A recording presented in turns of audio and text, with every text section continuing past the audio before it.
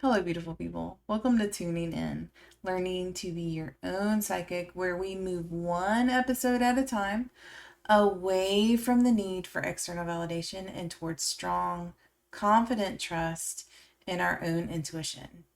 You guys don't need psychics, you are psychic. First, let me say it's been a minute. Before we even start, it's been a long minute.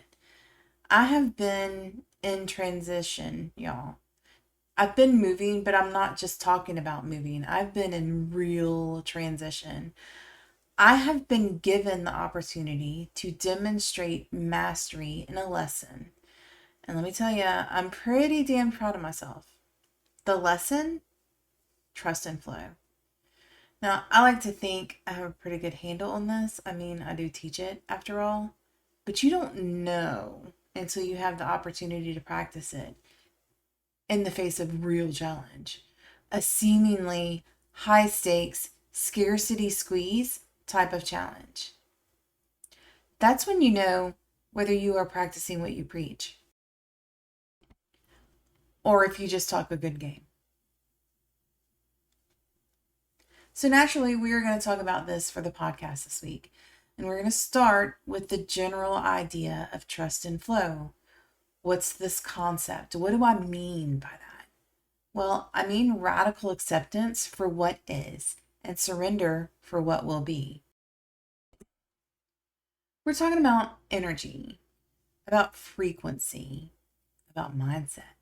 We're talking about living in practice that incorporates all of the singular concepts in ways that impact our frequency positively, about discovering the way we are meant to live, about moving with confidence that we are attracting what is already there for us, that we are calling in what already exists and already belongs to us, that we are aligning with what is meant for us without worry, without fear, with confidence in the process, in resting, in removing the need to struggle or the belief in the need to struggle.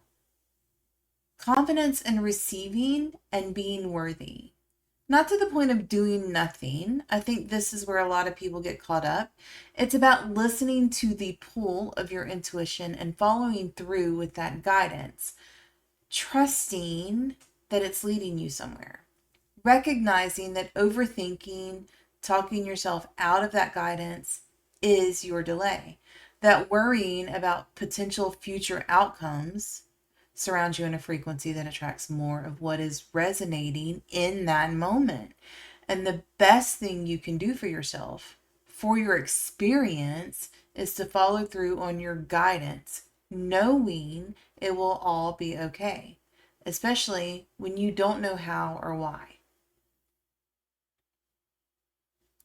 So, just to give you an example of this, let me tell you a story of my journey through finally and thoroughly embodying trust and flow. And I'll just say this right off the rip, it was not easy, not even a little, not at first, at least. So, as I mentioned before, we just moved. We were in an apartment where people were rude, crazy, greedy. They did not have their shit together, and the apartment was literally just thrown up. The construction was shoddy, shitty. The sink literally fell off the countertop while we were living in that apartment. Like it literally dropped from the counters. The power kept going out, like the whole complex. The internet kept going out, and you couldn't choose your own internet. You had to go with the internet they had. The AC broke several times. It was not a good experience. So I did not renew with them.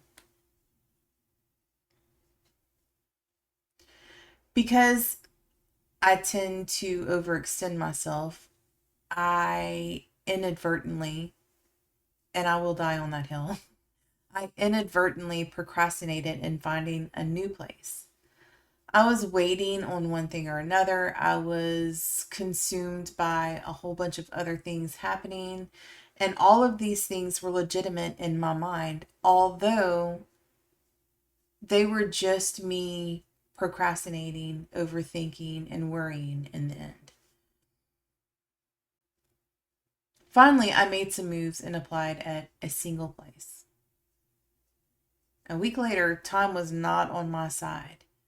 I emailed several times. I called. I got no answer. And I did start to panic. And I did start to spiral. But I also had already recognized that I was in lesson. I was learning something. So I kept moving, purging, packing, preparing, knowing, at least trying to know. I decided Friday night I was going to just go there Saturday morning, that they were going to open at 10, and I was going to just go in the office and talk to them, fully expecting, and oh, my bad. It all looks good. I don't know what happened. Let's get you in.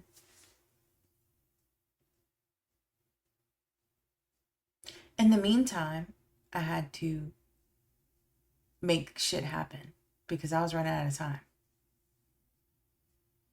Now, Saturday morning, I woke up and I went out there, but they weren't open, and I had no time left. I allowed myself 1 hour to crash out. I felt it, I talked through it, and then I made decisions and committed to moving forward. I decided to know that it would all be okay, that I would show up Monday morning and would still hear, oh, my bad, it all looks good. I don't know what happened. Let's get you in.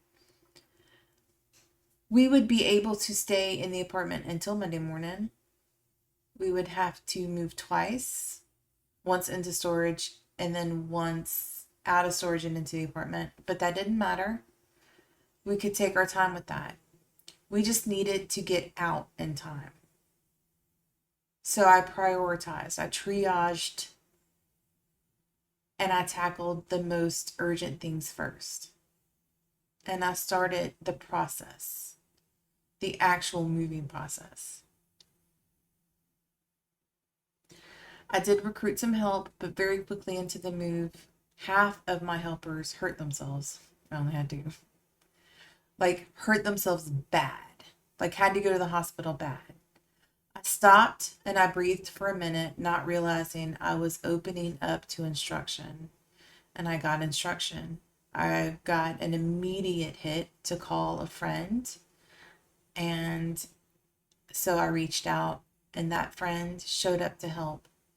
Showed up to help with several people in tow. I could cry thinking about it. What an amazing group of people I have the fortune to know. These are not people that I've been close to all my life. These are not people that are old friends. These are people that I adore. I absolutely adore, but they are not everyday in my life people. And they are fairly new to my life.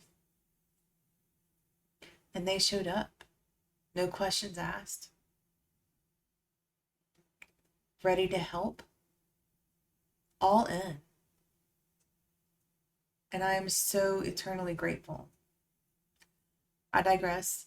Let me refocus back to the story. They came and helped me move out completely, and I was completely out by noon on Sunday. I got my girls back Sunday afternoon from their visit with their dads, and we went home and we spent our last night in that apartment. We cleaned the whole night. Let me remind you, this whole time I am redirecting any intrusive thoughts that tried to creep in while I was focusing on my now moment, which was moving, which was cleaning, which was taking action in alignment with what I decided was truth. How am I doing this? I'm simply reminding myself that it will all be okay. It will all work out perfectly in the end. That I will go to this apartment community and I will hear, oh, my bad. It all looks good. I don't know what happened. Let's get you in. And we will get keys. This is the dialogue I use to counter any intrusive thoughts that try to come in. Fully expecting that we will then be able to take our time and move in. And then I refocus on what I'm doing right now, the task at hand, on my now moment. Grateful that we still have time. Grateful that B Dubs is right down the road and we can get dinner. Grateful that we are getting keys in the morning. Grateful that we get to experience a new place.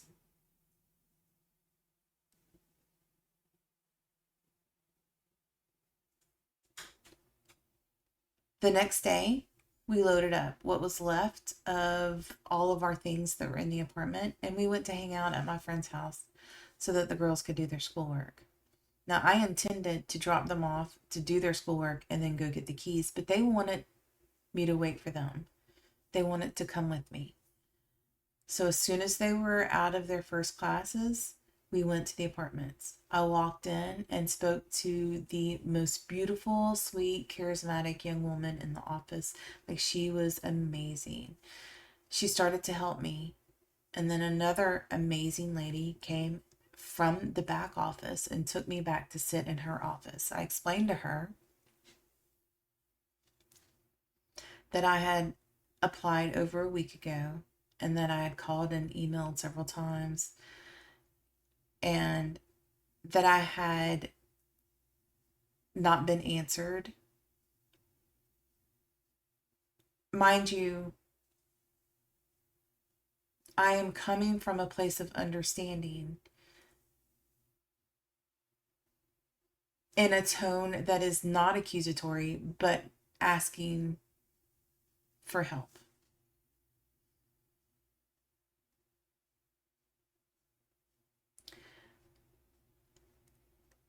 While we were talking, she discovered that we had to be out of the old apartment yesterday. And she saw that we really needed help. And do you know what she did? She said, "Oh, my bad. I don't know what happened.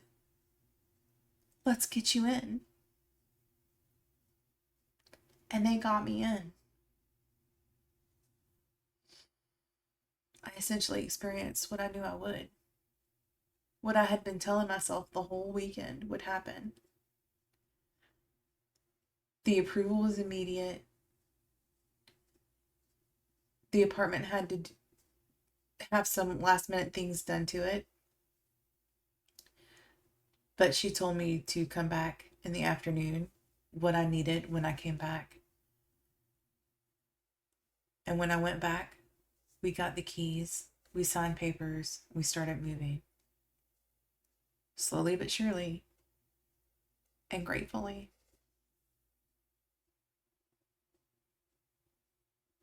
And let's talk about how scary this was, because it was not easy. Y'all, this was not easy. When you're looking at a circumstance where there are no concrete solutions and you don't really have an answer for where you're going to lay your head, a concrete answer, a written in stone answer, that's scary. That's really, really scary stuff. So this was not easy. But I was very intentional about my focus, about where I was pointing my energy. I did not allow myself to wallow in some pity pool. I did not let fear and worry and anxiety take over. Was I scared? Abso-fucking-lutely. Of course I was. But I was also brave. And I made sure I was grounded in knowing. Even at first, when knowing was only hoping, the more I moved, the more progress I made, the more I reminded myself exactly how it was going to play out when I showed up at the apartments with gratitude, the more hope turned into knowing.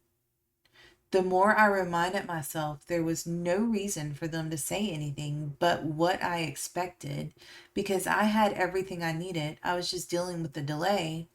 The more sure I was that I would be getting keys on Monday. Let's talk about why this worked. This isn't magic, y'all. Not really. We need to demystify these things, honestly, because it is literally energy. And energy is all there is fundamentally. It worked because I moved, not moved like moved apartments, because I took action, because I moved forward intentionally, deciding to trust, deciding to know, moving, acting, following my intuitive guidance in flow. I kept moving. I kept doing what I knew I needed to, not focusing on what will potentially be, but on what I am doing now, purging old energy, pushing forward, investing in what was already working, investing in my intuitive guidance in full faith that it was leading me somewhere, even though I didn't know exactly where. I knew it was good and I knew it was right. And when there were moments of panic, I stopped. I breathed. I reminded myself that the panic was unnecessary because I know it's going to be good. Let's get real specific about how this worked for me. First, I never stopped moving forward. That's not to say I didn't take breaks. I definitely rested as needed. What I mean is, I never allowed where I was to be a brick wall, an obstacle to stop me from moving forward. I kept taking action. I held intention. I persisted in forward movement. So when I didn't hear back in 3 business days about the new place, I kept packing. I kept purging. I kept taking loads to the dump. I'd reach out. I emailed. I called. But I kept moving. Packing things that I knew we didn't need immediately. Cleaning certain things. Getting ahead of it. Whatever I could do to move things forward, even small things, I would email, call, pack, rest. But I never stopped. Just pause. I stayed persistent in my effort to walk in trust, in belief, in knowing. It wasn't easy. Don't get it twisted. Y'all, that shit was not easy. It took effort. But I did it. In the face of uncertainty. Smack dab in the middle of the scarcity squeeze. I did it.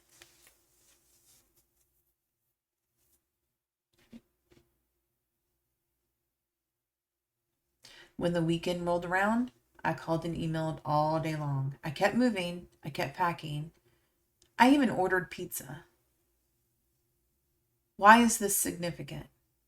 My intuition told me to order pizza. I just all of a sudden was told in a clear intellect hit, order pizza. It was an act. I later realized it was an act of good faith because we always ordered pizza when we moved. Whenever we moved, our first night in our new place, we order pizza. It's a tradition. This was me embodying the person who had already moved, and I ordered pizza. That night, I also decided I'm just going to go there tomorrow. I'm just going to go. They had hours posted on the internet. So I looked up to see what time they opened, and I promised myself I would be there when they opened. Saturday morning. I ordered my U-Haul. I set my alarm to be there when they opened. I got a vision. I saw myself walking out of the office with keys. I tossed them up and caught them, and I looked at my youngest child who was in the car, and I winked and I smiled. The hope turned into knowing.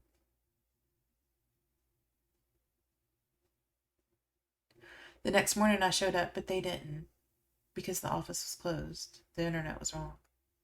I'll admit, I did falter here. I did spiral a little bit. I panicked. I had been moving with knowing, and it took everything I had to stay persistent in the energy of the person who was moving into the new apartment, all shiny and happy. I allowed myself a minute to process through the overwhelm, but I picked myself up. I told myself it was divine timing, obviously, and that what I thought would happen today, the oh my bad, here you go, welcome, would happen on Monday instead. In the meantime, I will have to move into storage unit, and then we'll have to move again out of the storage unit when we get keys. Not ideal, but doable. We can do this.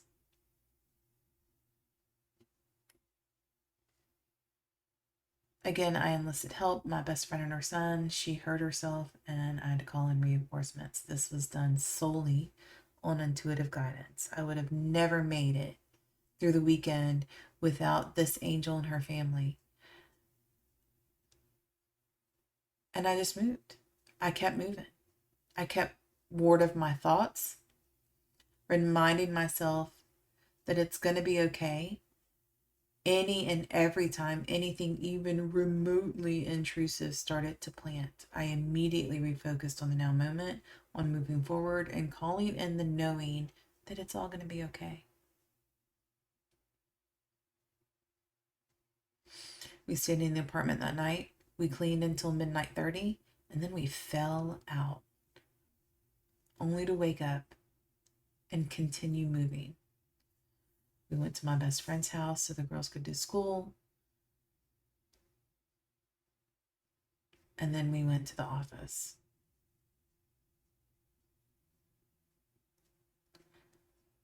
I left with confirmation that we're getting keys, and my knowing manifested exactly as it did in the vision, walking out to my girls in the car and telling them, we got it.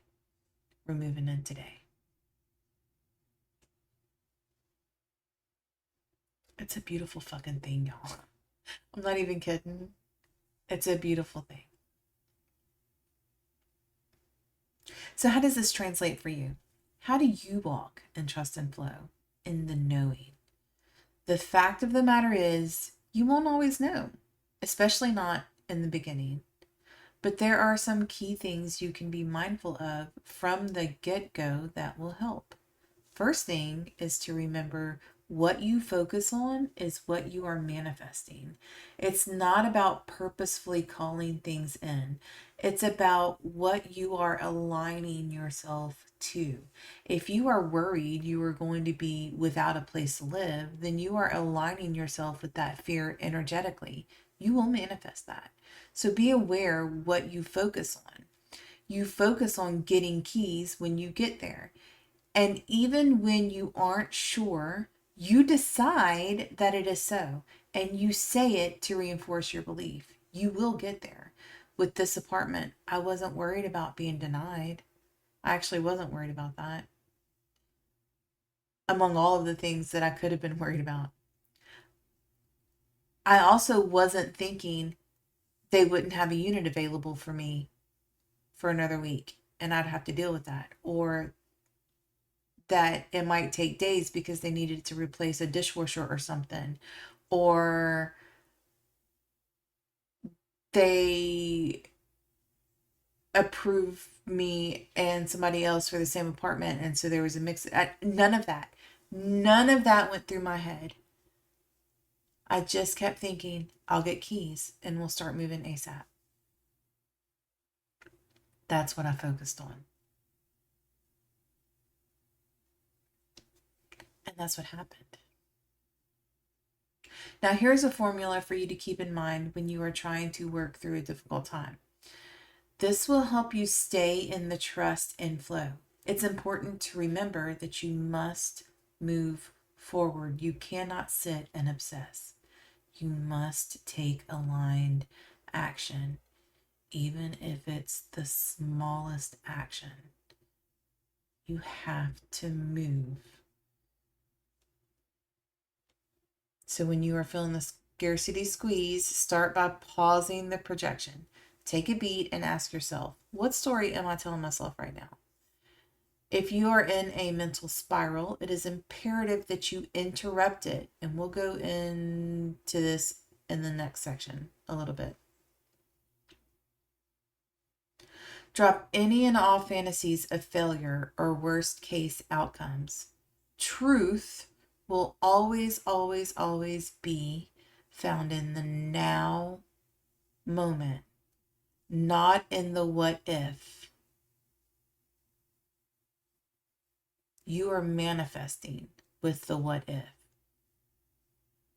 You are standing in truth in the now moment.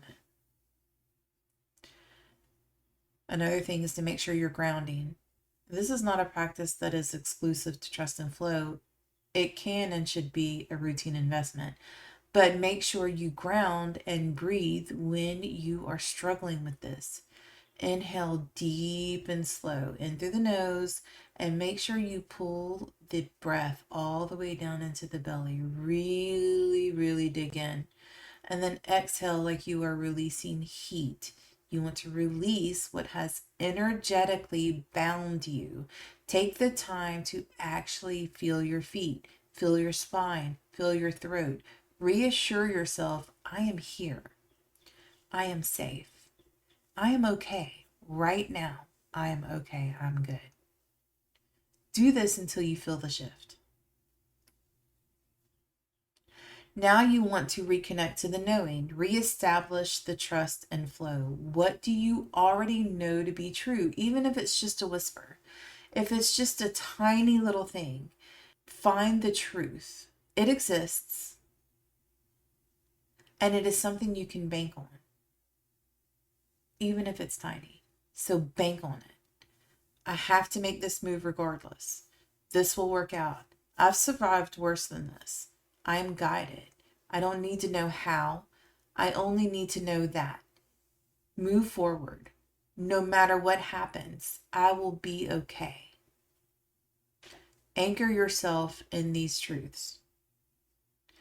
And then you take inspired action. A sacred micro action. Move the energy. Light a candle. Pack a box. Record that post. Open that email. It doesn't have to be large. It just has to be aligned. Action and faith equals momentum and magic. Say that to yourself.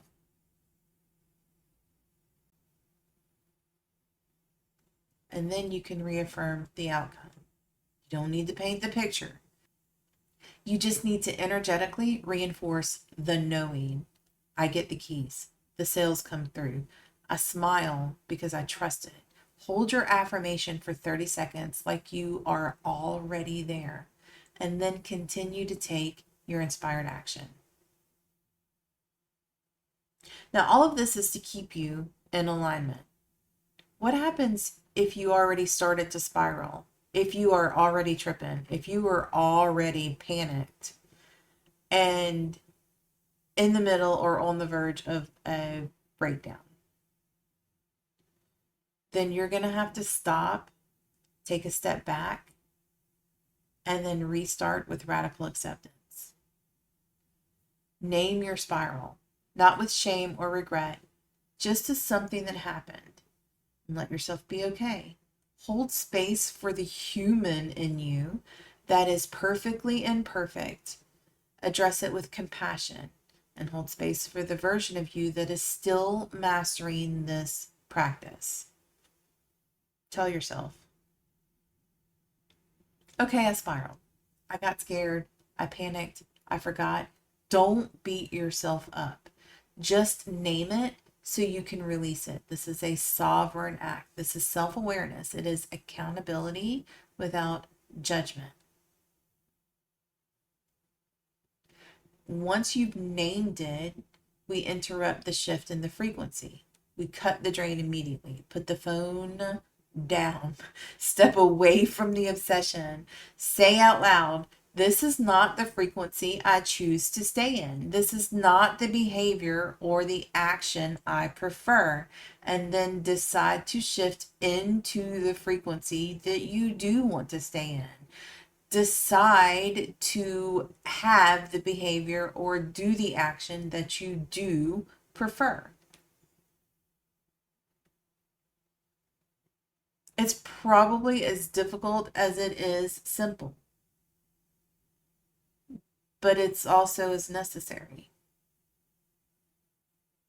Now we breathe and ground the exact same way we do in real time formula for maintaining trust and flow.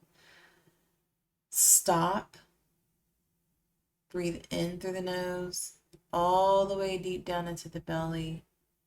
Exhale out of the mouth.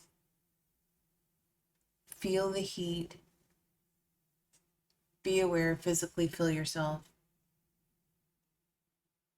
This time we are going to add a step though. We're going to add a step so that we can try to recognize what we need to heal when we are able to take the time to do so. So this time we're going to ask ourselves, what part of me took over just now?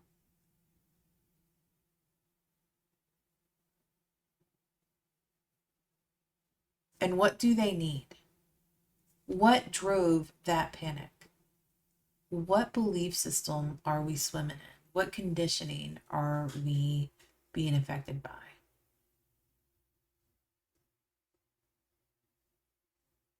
And you'll want to make a note of that for later, because you're going to want to go back and heal that. Or if you have time, heal it now. But it has to be worked through. Now we're going to reaffirm. Even though I slipped, I choose to trust. Even though I forgot, I remember now. I choose trust. I choose flow. I decide to know. I move into alignment. Then take some time to hold the outcome. See it, feel it, anchor it. And then we take aligned action. Move forward, post, focus, move. Just do it. Or don't do it. Whatever the case is for you, just be intentional about it. This time, I move as the version of me who trusts that it is already mine. This is how you move. And if need be, return to trust and flow. This is how you stay mindful about your energy. You aren't meant to convince your mind of magic when you aren't in a space to believe in magic. That can come later. This is about convincing your mundane, anchored ego center that it is and will be okay in small, digestible steps. You will grow into mastery over time. Now let's talk about what gets in our way. Why is this so difficult for the majority of us? Well, we're going to talk about the usual suspects: conditioning, belief systems, shadow blockages. We are conditioned our whole lives out or away from our intuition and into or towards our ego center. We are taught that hard work is the foundation for success and that grounded is an anchor in practical, in logic, and our ego thrives there. So it's easy to fortify that connection. This is evident not just in Scarcity Squeeze, but in daily life. And I'll tell you something. You won't realize it until you're there. If you haven't worked through this as a daily practice, you won't likely feel the scarcity squeeze yet. That's a master's lesson. So if you are on this beginner level, then we need to start looking into our daily practice of intuition, grounding, trust, and flow over logic. Then you will want to foster this choice by intentionally being open to receive guidance through your intuition. By following that guidance and following through with that action, moving intentionally in the trust and flow, start small. Take 30 minutes of your day with no plan of action whatsoever and just go for a walk or a drive. Just do something that you feel called to do. Do something that you desire and just move with no pre-planning for 30 minutes straight, or an hour, or however long you want to do it, at least 30 minutes. When you finish, journal. The journaling is necessary. It is not a skippable step. This is going to help you be aware of how this practice is benefiting you, of how you can trust it, and you will build on this practice more and more as you learn how beneficial it is to lean into it. Journaling is required. Problem solved, right? We get over the conditioning and we realize that trust and flow sound good. We recognize that they feel good when we're in them. But if it were that easy, everybody would be doing it. So what else do we have to work through? Shadow. That's right, shadow. Unprocessed stories, old beliefs that whisper, you're not safe if you don't control. Wounds that scream, you can't trust anyone, not even yourself. This is where shadow work becomes sacred, not to fix you, but to free you, to bring light to the parts of you that don't believe it's all working out. So you can bring them into the frequency too. We are working with integration, towards integration. These can be discovered in shadow work and healed. Healed of your own accord, empowered, and on purpose. What are your blocks specifically? I can't tell you that, not here. I'm available for sessions and I can guide you through the discovery there, but make no mistake. It is a path of self-discovery. It is not beneficial for someone else to tell you, and I will not tell you if you work with me. I will help you discover for yourself. It is the most impactful way. When you are walking the path yourself is when you gain the most benefit. Now I'm going to give you some reflection prompts before we close out, but I also want to quickly talk about our understanding of shadow work, because shadow work is part one. It's the discovery phase. Part two is the integration. It's working through what you discover, whether it be acceptance as is, whether it be understanding the need and deconditioning, whether it be trauma healing, inner child work, whatever you determine is the course of action towards integration. Part two is also necessary, and it's important to understand that. Shadow work, the uncovering, is not enough. You are also integrating that shadow aspect somehow, some way.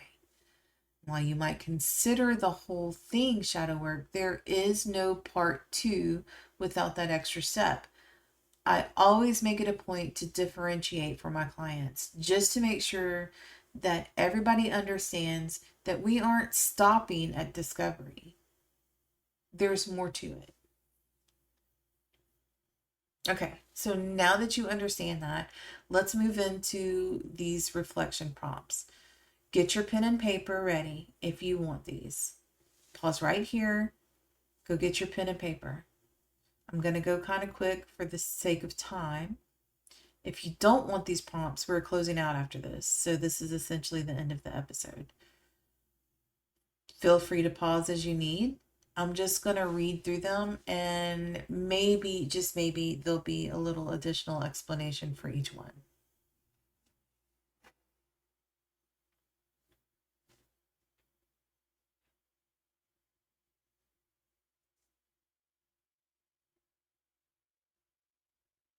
When you are ready to go deeper, to face the roots of your resistance and bring compassion to the parts of you that still flinch at trust, here are some really great questions to ask yourself. What part of me still believes I have to suffer to receive?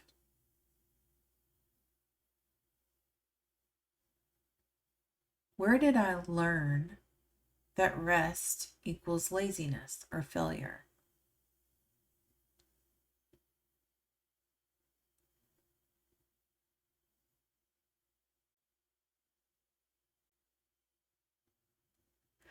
When did I get conditioned to believe that I had to earn my value?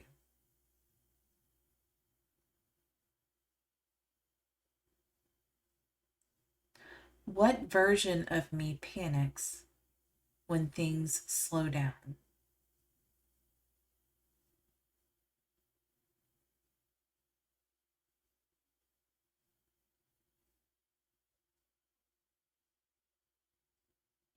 What truth lies underneath my frustration for my perceived lack of progress?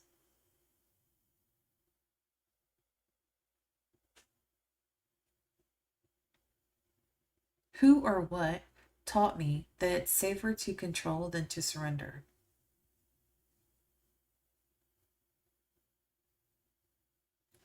When was the last time I actually trusted something without backup plans? And what happened?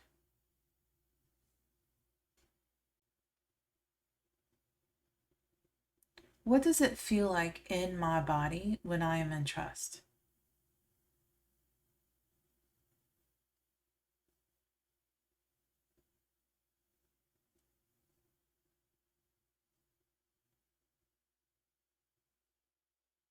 Is there a singular repetitive thing that pulls me out of trust? What is it?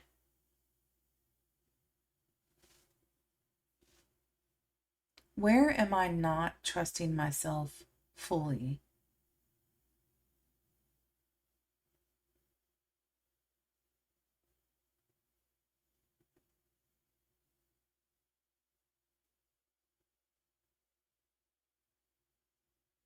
How does fear show up for me? What story do I tell myself when fear shows up?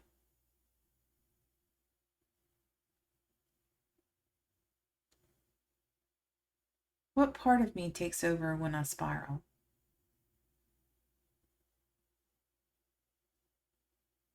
And what does that part of me need in order to feel safe?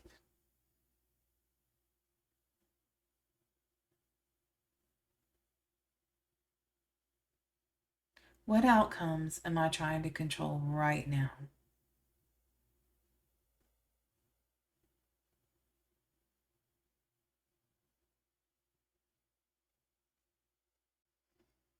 When have I followed my intuition in the past and it worked?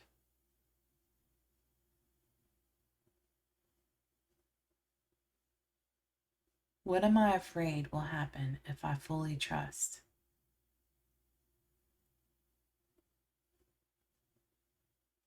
How does overthinking delay my alignment?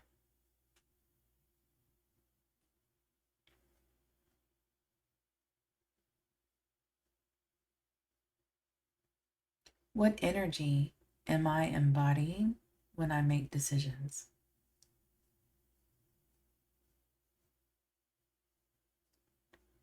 What would the version of me who already has this do next?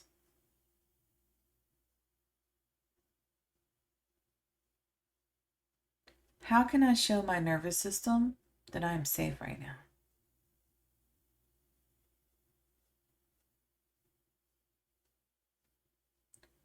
What action, no matter how small, feels aligned today?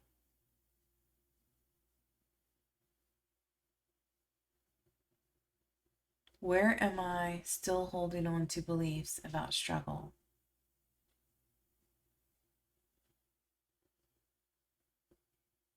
How does it feel in my body when I know I'm in flow?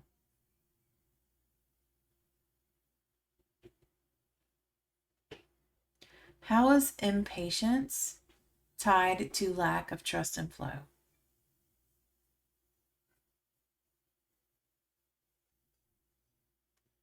That's it, guys. That's the episode for this week. I love you all. Lots of love and light to you.